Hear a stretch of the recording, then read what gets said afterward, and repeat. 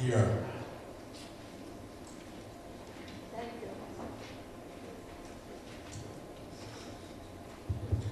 Okay, I am now going to make a motion for the adoption of the agenda dated today, February 4th, 2020. Do I have a second?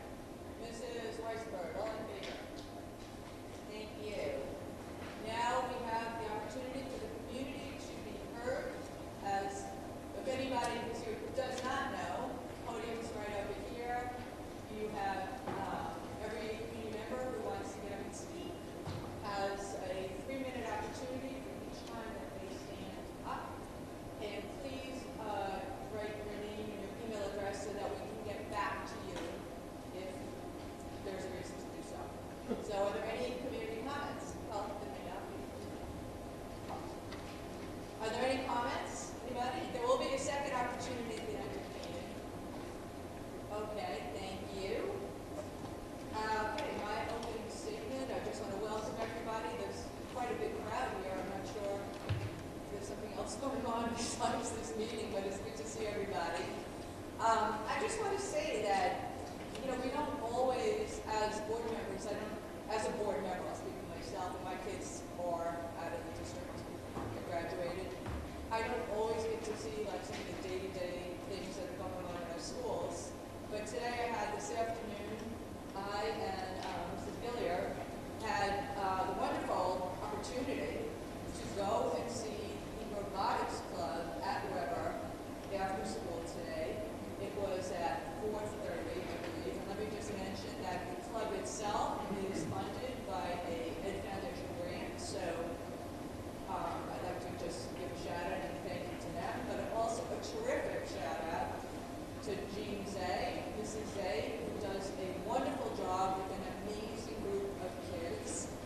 They had invited us because they were doing a presentation. Actually, they're in a competition, I should say, but they wanted us to see the presentation, which is scheduled for this Saturday, and it's I don't know if it's all of Nassau County, I wasn't exactly clear on that, but they will be competing against other robotics clubs and other teams. The project they're doing for this particular competition is one that's really close to our hearts because they are, as many of you know, we have the Sands Point property that we've been trying to sell. We haven't been able to, so we've talked about amongst ourselves and with the budget committee.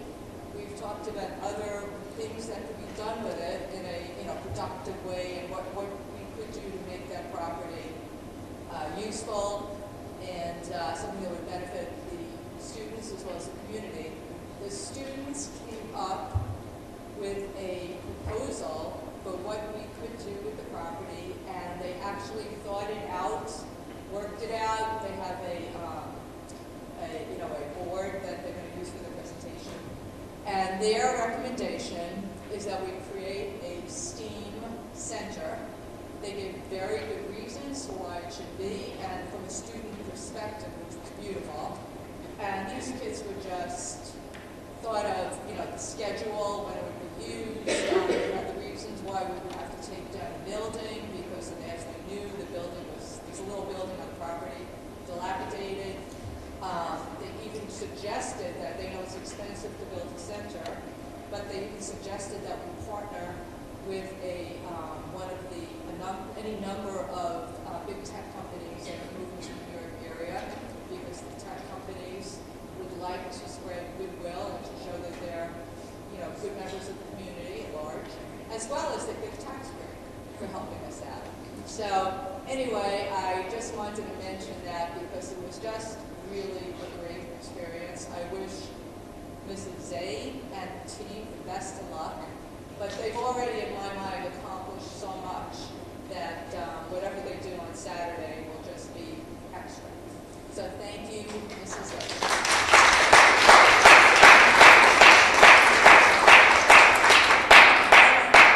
Like 3 minutes more than I promised myself I would, because some of us do want to go back and watch the State of the Union. Some of us do not.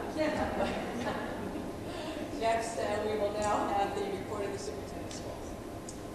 At this time, I'm just going to ask Dr. Shields to just give us a quick enrollment update. So So the last enrollment report was run on January 29th. We see a slight decrease in student enrollment, 37 students. We're now at 5,392. Thank you, Dr. Shields. Just very quick, some very quick updates. First, I'd like to update the community about where we are in regard to Dr. Westervelt's position, the vacancy. As many of us know, she's retiring by the end of this year. And so the process has started as far as trying to find, which can never be really replaced, find a candidate suitable and certainly an all-star to move in with us starting July 1. And so we started the process with our screening. And so far we met, I want to say 7 applicants, I think, over the past 2 days. We had over 70 plus applications, so people who actually applied, which was, I have to say, not surprised, but I'm very happy by that number and a whole litany of different types of experiences.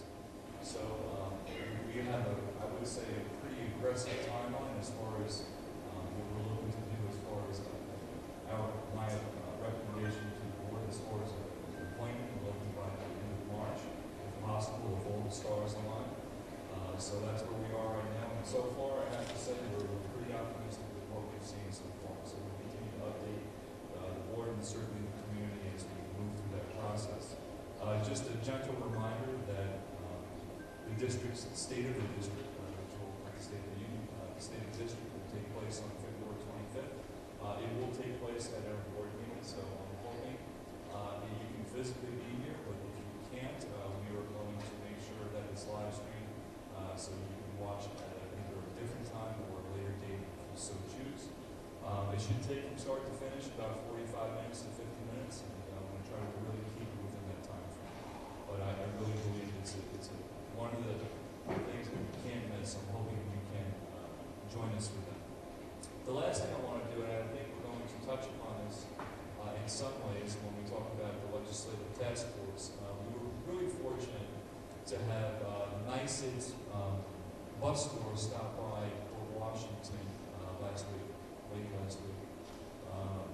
NICED's president, Andy Bellata, and certainly a lot of his senior team stopped here for about an hour and a half, 2 hours, and got to visit Weber Hills. I want to thank Beth, I want to thank Regina, and certainly our board trustees and our legislators who joined us. We have some parent members in the audience here who joined us as well. I think it was a robust conversation about, unfortunately, from the Foundation Aid perspective, our school district has been shortchanged, just for some rough numbers, around $20 million over the past 5 years. And basically what we talked about was some of the things that we could use that money for, such as mental health for our students, lowering class size, and a whole host of other things. After they left us, they went to go visit Riverhead. And so I'm very thankful for the opportunity. And as we together, collectively, try to make sure that all of our students get what they need and certainly deserve. And then after that, the last thing I want to talk about is, I know I mentioned in my fireside chat on Super Bowl Sunday, well, I was really close to not sending anything, to be honest with you. And that's, I don't know, I was a little nervous about that. But the reality is, though, the message had to do with the coronavirus. I know many of us are, wondering what's going to happen. And again, I want to be very clear in the messaging as far as, we continue to monitor what's going on. I think the advice that we have as far as, just keep washing our hands and just staying on top of everything. If we receive new information from anywhere, we will certainly share it with our school community. But as of right now, I think we're in a really good place. So that's all I have.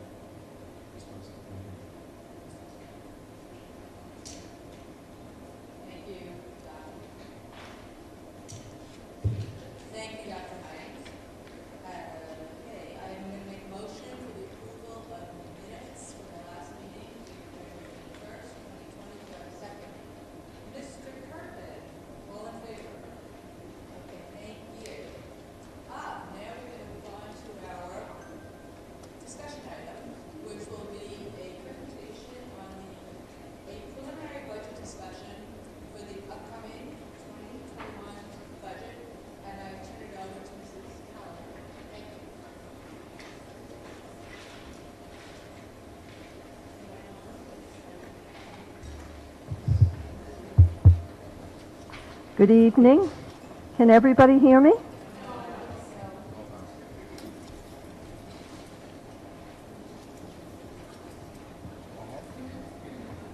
Is this any better?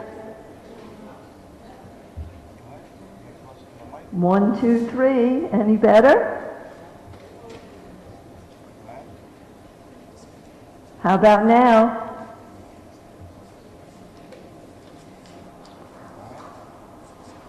I will do my best to speak clearly. Thank you very much. Thank you. So this evening, as we begin our 2021 budget process, I think it's always helpful to know where we have been in order to know where we're going. And one of the tools that is provided to the community is from the Comptroller's Office. We have discussed this in prior years. It's called a fiscal stress report, and basically it looks at financial data of the district as well as environmental factors that provide a rating that's on a scale from the state. And within that rating, this is the one time you really do not want to score highly. You want your rating to be as low as possible.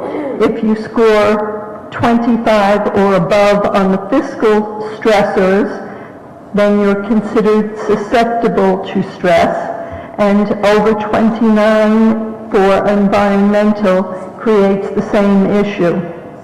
The idea is simply to keep the community informed about the financial health of the district and the, as it says, environmental factors within the community that could also have a positive or negative effect on the expenditures of the district and the support of the community towards the budget and the school program in general.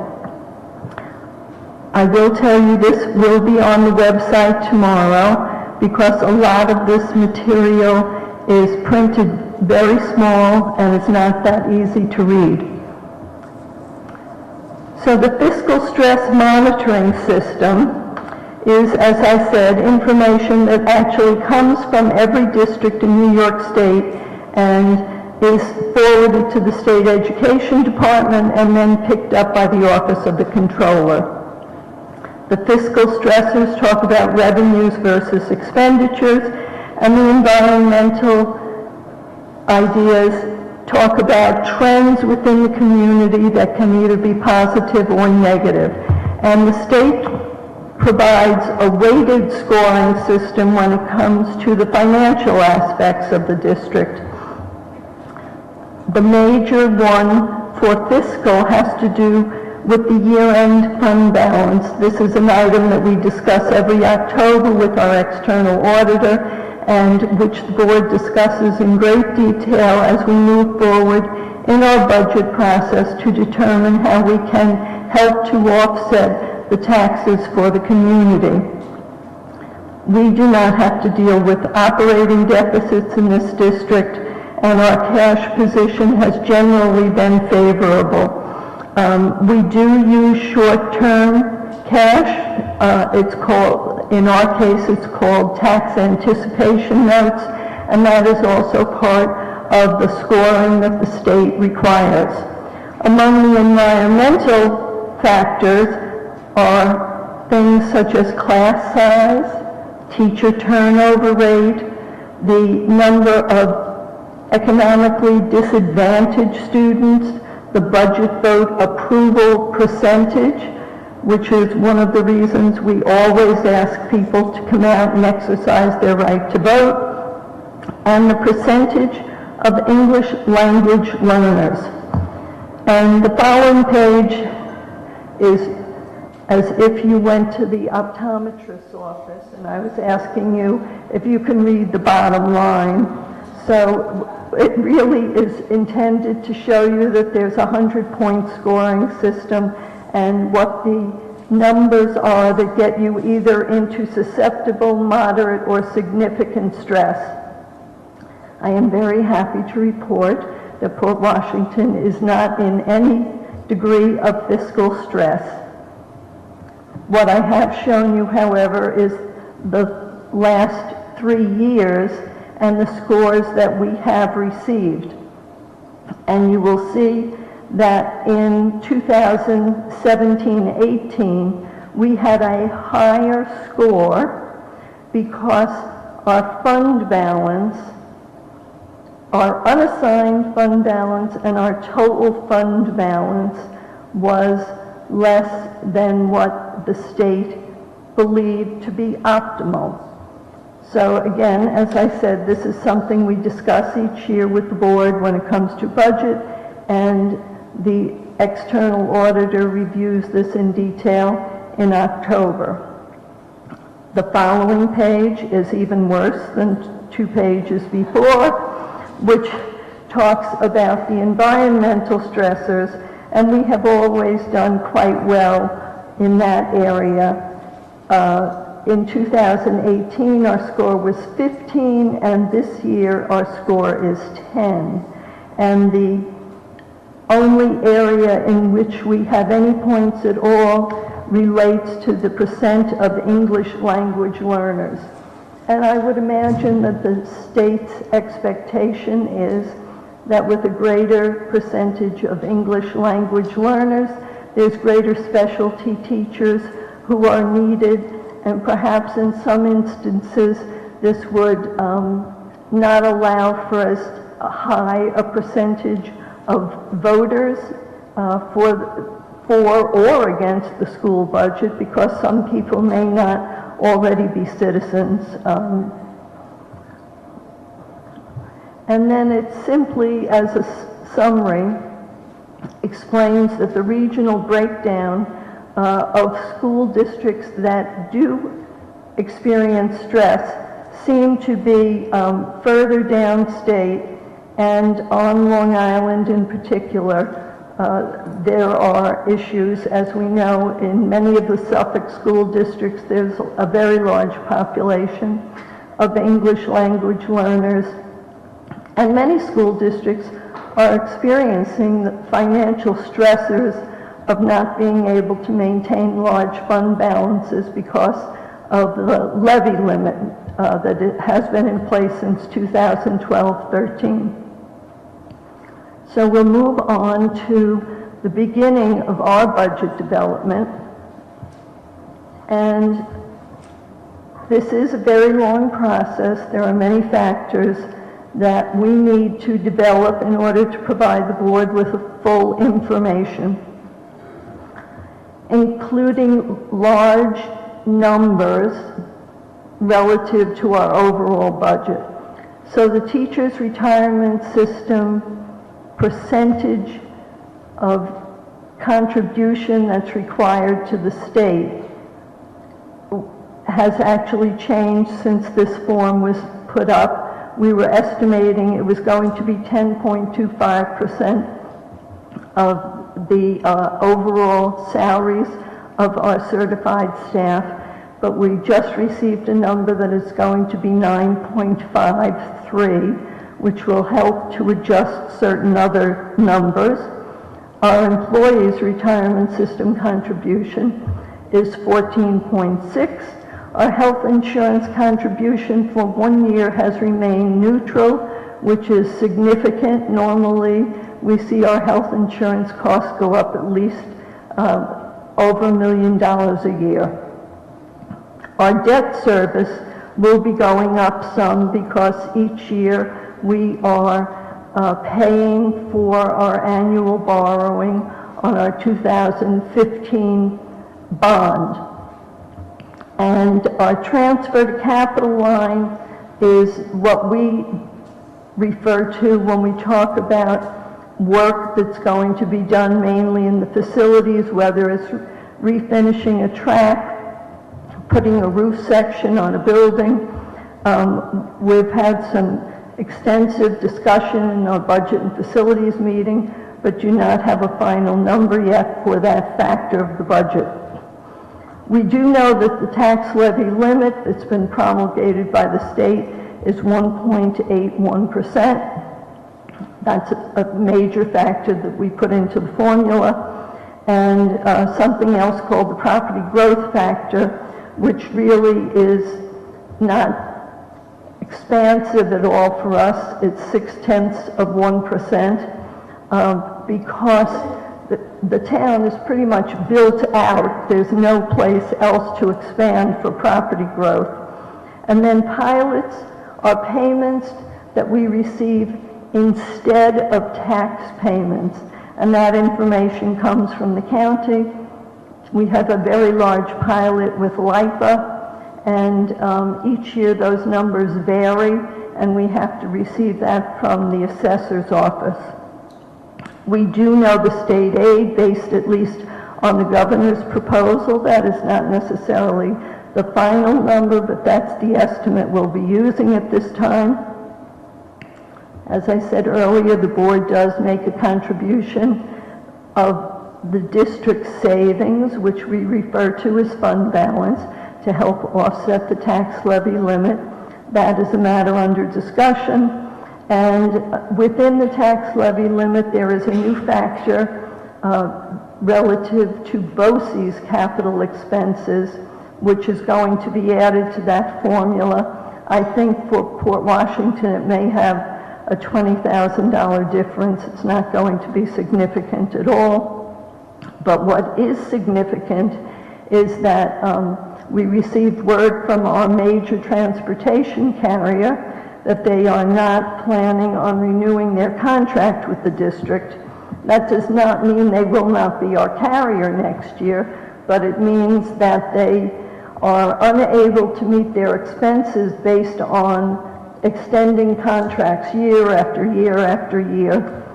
So the district will be going out with an RFP to the major transportation carriers in the area, and we will have further word for the board hopefully within the next 6 weeks or so.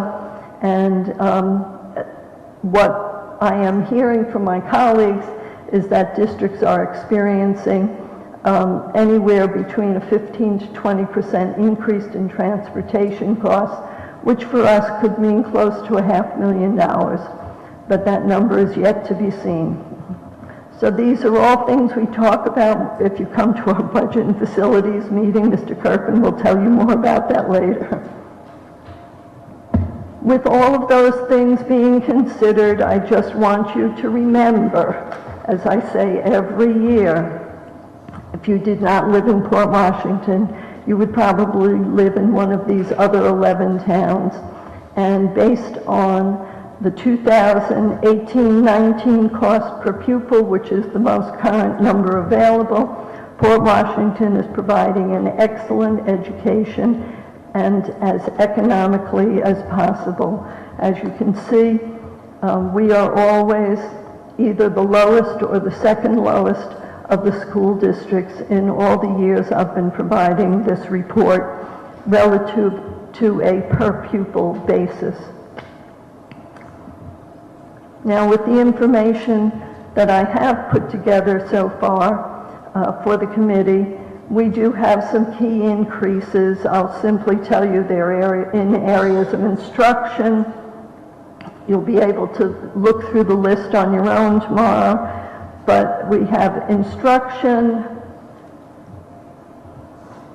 infrastructure-related costs. We're still talking about that transfer to capital line, our bond debt, equipment, because keep in mind we're opening new sections of buildings, a technology room, a music suite, in addition to the high school cafeteria.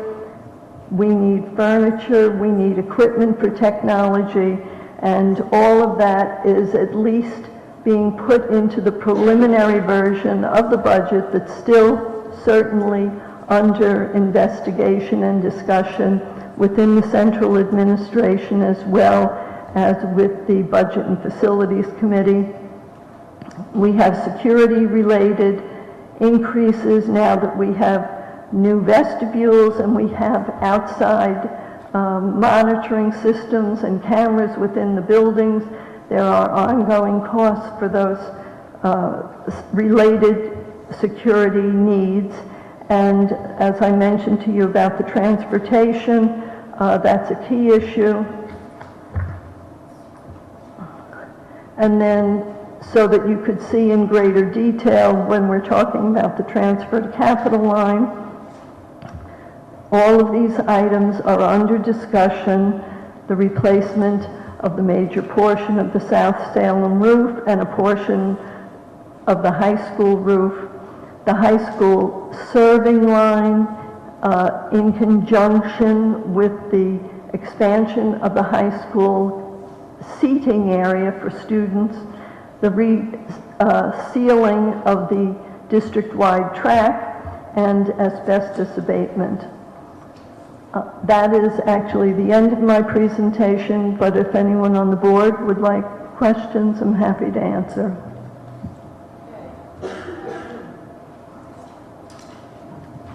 Not questions so much.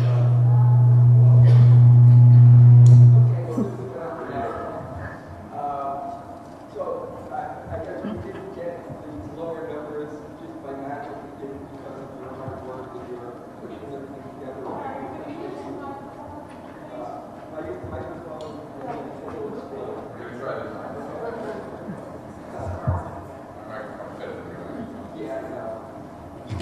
Yeah, you could What I was saying is these numbers didn't just come out of the air. They were a result of your hard work and your the way you sometimes protect us from ourselves, so I do appreciate it. You said that Long Island is particularly noted for districts in fiscal stress, and we are. Do you have any sense of how many districts on Long Island actually are, and where we sort of are in that? Are we 1/3 or 1/2 or something like that? Well, I must say that when this report was first generated, maybe 5 years ago, there was 1 year when we were susceptible to fiscal stress, and subsequent to that, the state revised the numbers because I think they realized they were weighting things too heavily, and that districts such as ours, who are holding the line as best we can without overtaxing taxpayers, that their scoring was just out of whack. But this year, as I understand it, the number of districts in fiscal stress in the lower Westchester, Long Island region is approximately 8. And we're talking about over 135 school districts between Westchester and all of Long Island. So I can only say that everybody is trying to live within the tax levy limit and not go broke at the same time. Any other questions? Mary, can you talk a little bit about pilots? I know a couple of years ago we actually had some of our pilots come in lower. Do we have some sense that we're going to have those numbers before we have to reduce the budget? And do we have some sense of where they're going? I have no promise. I have written to the assessor's office asking for those numbers. Last year, we never received the numbers. And we had 1 year, as you said, where a pilot ended and we were never told, and a prior employee of the county had provided us with an inaccurate figure. Then this past year, we had a new pilot that came on that we did not know anything about. So over the time, it sort of balanced out, but not, it doesn't help you with your short-term revenue plans if you wind up with $500,000 less in revenue. So we are trying to get those numbers, but I'm using last year's numbers as of right now.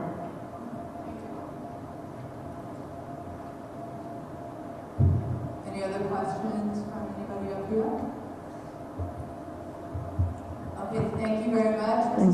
time. Appreciate it. Okay, next we are going to move on. We are moving on to the committee reports. The first committee we will hear from is policy and personnel, and that will be Emily. Thank you.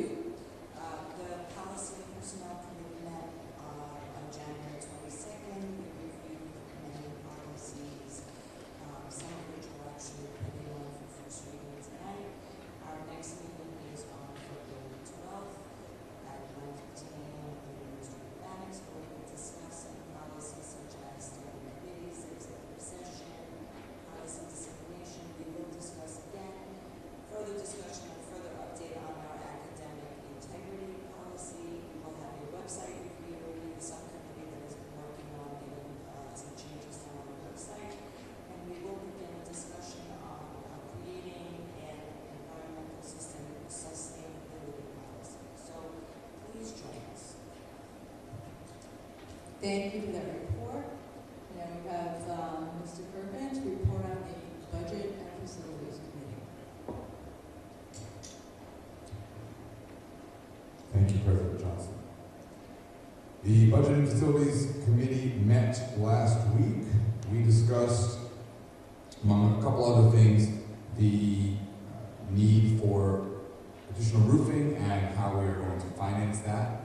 And while we have not made a final decision, it looks like we will be financing our roofing needs via the transfer capital line that Ms. Callahan spoke about just a few minutes ago. What that means in super plain English is that we can expect to have a more significant transfer capital line than we have had in the past, which will in fact result, or rather, which would in fact result, if we were to do that, in an increase in our taxes. I'm saying that now to begin to prepare us as a community, because we absolutely, as I've been saying for months, have to figure out a way to make sure our roofs are taken care of and our children and our staff are safe above all else. We did explore the possibility of doing a bond in order to finance our roofing needs, and ultimately we decided as a committee that the interest that we all as a community would pay on that bond over time would exceed the tax increase of the increase of transferred capital. So in other words, we're going to have to go into our wallets a little bit, but our money is going to fund directly the roofs and not interest for a bond for many, many years to come. We also touched briefly upon the Whitney Field work and the fact that we are going to have a beautiful, beautiful field with lights where we can play at night. And you can stay tuned for some details as we continue to discuss how to make that field available to our community. So stay tuned for that in the future. And we also officially added a brilliant recommendation from our meeting with the teachers to our working list of top potential ways to drive revenues. And that brilliant recommendation was to explore the potential of having a daycare facility here in town. So this is just still really in the exploration phase, but we've now thought of 19 ideas, and we have selected 7 of them that are worthy of continued exploration. Finally, the subcommittee on the Sands Point property and how to generate potentially some revenue and some services for that property. The subcommittee will have its first meeting on February 12th at 12:30. Just got an email today from a new person that wants to join the subcommittee, which is very exciting. So if you do want to join the subcommittee, send me a note, dkirpin@portnet.org. And our next budget and facilities meeting will be February 11th at 10 a.m. in the annex. February 11th at 10 a.m. in the annex. And of course, if you miss that meeting, you can tune in via podcast, Port BOE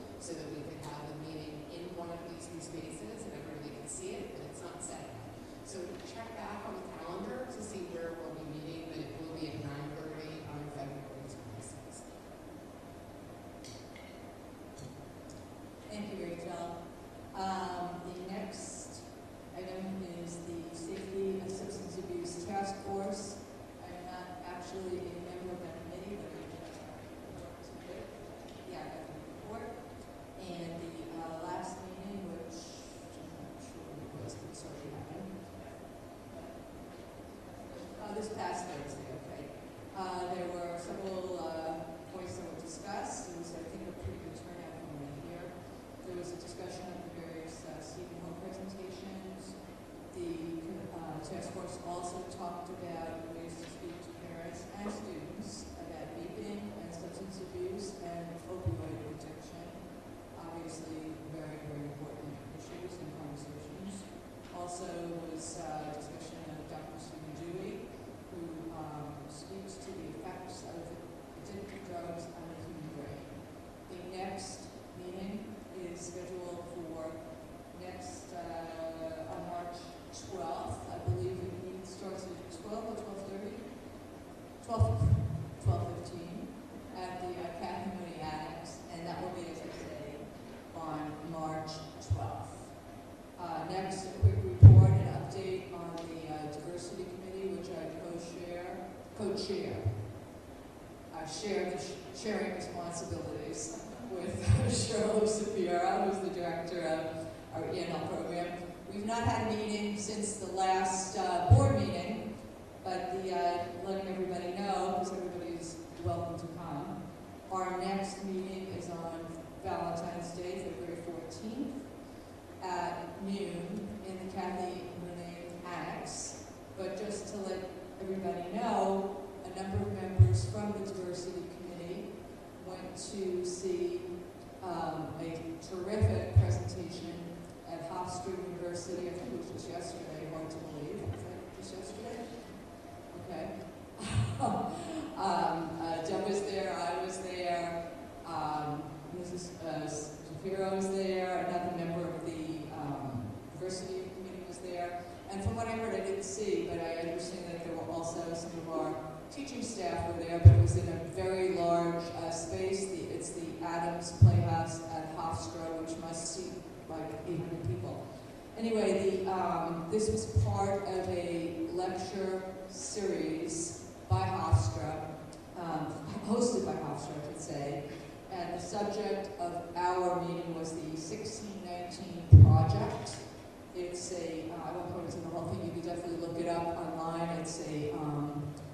It was actually started at the New York Times, and the reporter who started the program was the speaker, and that's Nicole Hannah Jones. Her topic yesterday was re-examining the legacy of slavery. It was absolutely fascinating. We will be posting some slides on the Diversity Committee website, the webpage rather. So if anybody is interested to see more about it, I urge you to look at that once those slides are up. In addition, we will be presenting that to the Diversity Committee.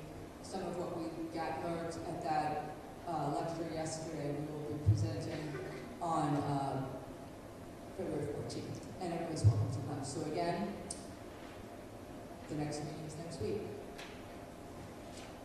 Legislative Task Force. Emily or Larry, I'm not sure. I'll start, and Larry, if I forget anything, please chime in.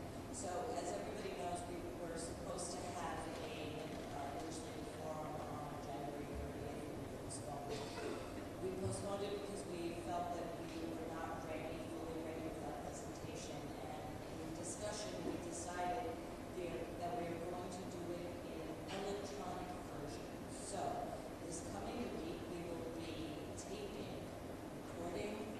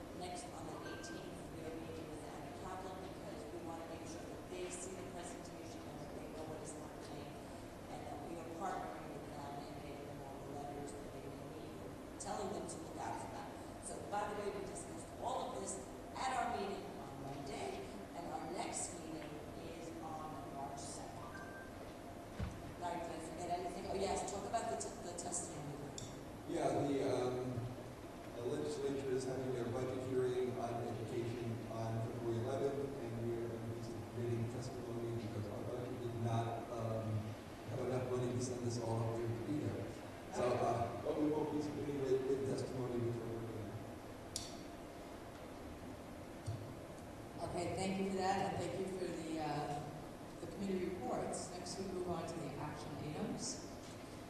That's item 10 on the agenda. To make a motion for the adoption of items A1 through C4. Do I have a second?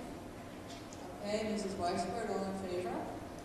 Thank you. I'd just like to mention under item C, that's budget and fiscal, I'd like to just announce in particular that there are three new scholarships, and one scholarship has been renamed. One of the scholarships, I mean, they're all wonderful. One of them is for the establishment of the Pierce Letsky Memorial Fund, and that will be given to a graduating senior. Not to shortchange, there's also going to be the Penny D'Antonio Memorial Math Scholarship will also be given to a graduating senior from Schreiber, and that's a gift by the Port Washington Retired Educators Association, so thank you for that. The class of 1969 from the 50th reunion have made a donation of the class of 1969 50th reunion scholarship, which will be given to non-graduating seniors of Schreiber, which is also wonderful. And the William P. Bank Scholarship is going to have a name change to the Leadership Scholarship to honor past superintendents of schools in Port Washington for graduating seniors, so thank you. Next, we have item 11, which is board policy. The following policies are on for first reading with the recommendation of superintendent. Policies, policy A, policy 2250, ad hoc committees, policy 2320, special meetings, policy 2370, public participation at board meetings, and policy 2600, school board legislative program. And I just want to remind everybody that these were discussed in the policy committee meeting in great depth, and if anybody would like to hear the discussion, there is a podcast that's online that you can listen to the actual discussions about the policies. Do I have a second for the putting them up for first reading? Okay. Emily? All those in favor? Okay, thank you. Next, the long-awaited calendar is up for approval. It is going to be posted. I think it's actually tomorrow. Okay, so this is the approval. I'm going to make a motion for the approval of the 2021 school calendar. Do I have a second? Mrs. Weisberg. All in favor? Thank you. Okay, any old business? Any new business? Okay, last opportunity of the night for the community to be officially heard at the podium. Do I have anybody who'd like to come up and speak? Okay, no? All right, our next meeting.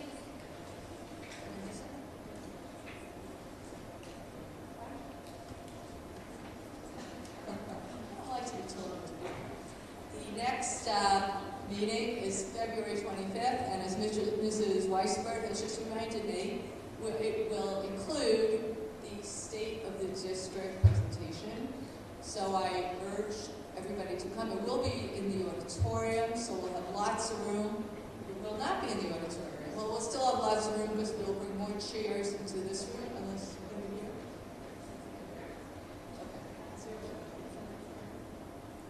here. Okay, well, so far it's posted as being at Schreiber, so as far as I know right now, it's going to be in this room, but we will have more chairs because we do expect a big turnout for this very important event. The meeting after that is March 10th, and now I make a motion to recess. No, I'm going to make a motion to adjourn the meeting. Okay, Mr. Weisberg. Thank you. Thank you, everybody, for coming, and if you get home quick, you can catch the State of the